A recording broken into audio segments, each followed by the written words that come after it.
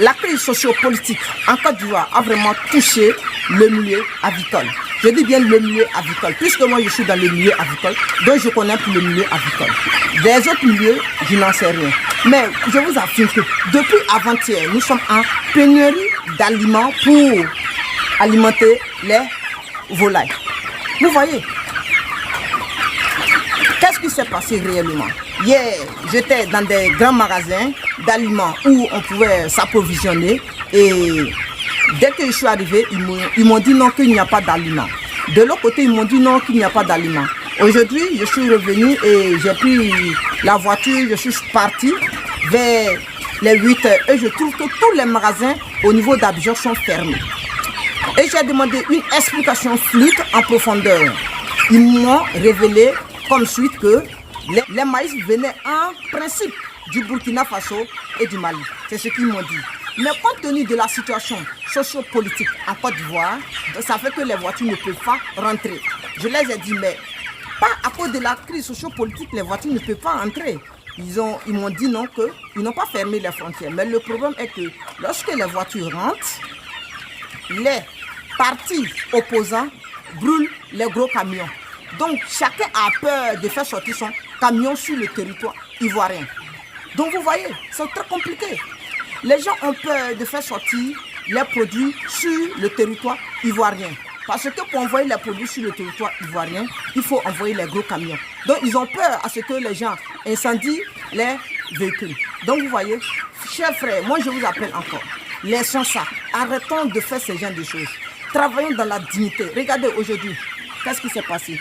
Depuis matin, je vous affirme que c'est depuis matin, moi mes sujets n'ont pas encore mangé. Voici, depuis matin, ils n'ont pas encore mangé. Je suis allé trouver un seul sac.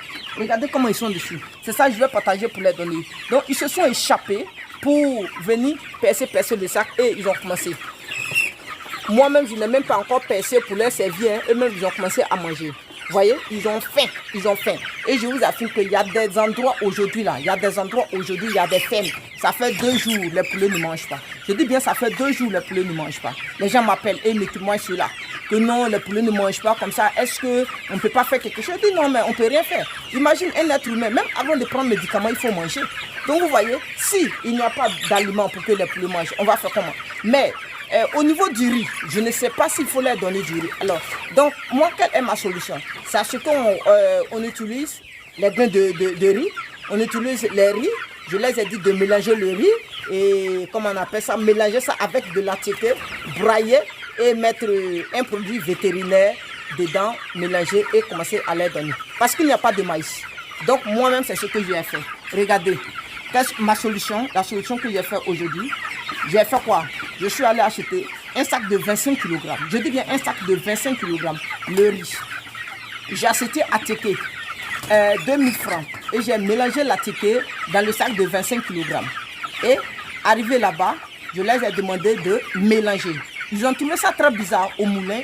Donc je les ai expliqué qu'on était en problème de maïs. Voici pourquoi j'étais dans l'obligation de faire cela. Et j'ai mélangé.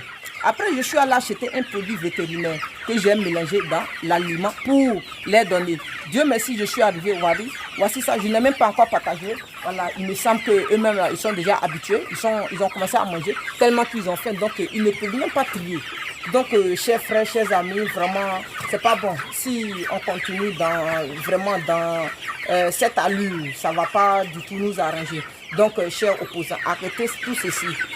Allons-y dans le dialogue et puis voilà, laissons les choses travailler comme d'habitude. Ce n'est pas tout le monde qui mange dans la politique. Par contre, comme nous, comme ça, on n'a pas on fait rien avec la politique. Voilà, la politique appartient aux politiciens. Nous, on travaille, on est des entrepreneurs. Donc, si au niveau politique, il y a un problème, alors ça va jouer un grand rôle au niveau de notre pays. Et ça va jouer un grand rôle au niveau des affaires. Donc vous voyez, chers frères, chères sœurs, allez-y, mollo, allez-y dans la négociation. Merci à vous. Je pense que vous avez bien compris que la Côte d'Ivoire est vraiment en problème d'aliments pour alimenter sa volaille. Voilà. Je pense que les autres, au niveau des bétails, c'est la même chose. Donc au niveau de la pisciculture des poissons, je pense que c'est la même chose. Donc vous voyez, c'est pas du tout bien. Je pense que l'État va essayer de comprendre et puis voilà, ils vont parler aux gens, ils vont les laisser tranquillement rentrer avec les camions et en fait nous puissions trouver de bons aliments pour approvisionner nos poulets. Merci.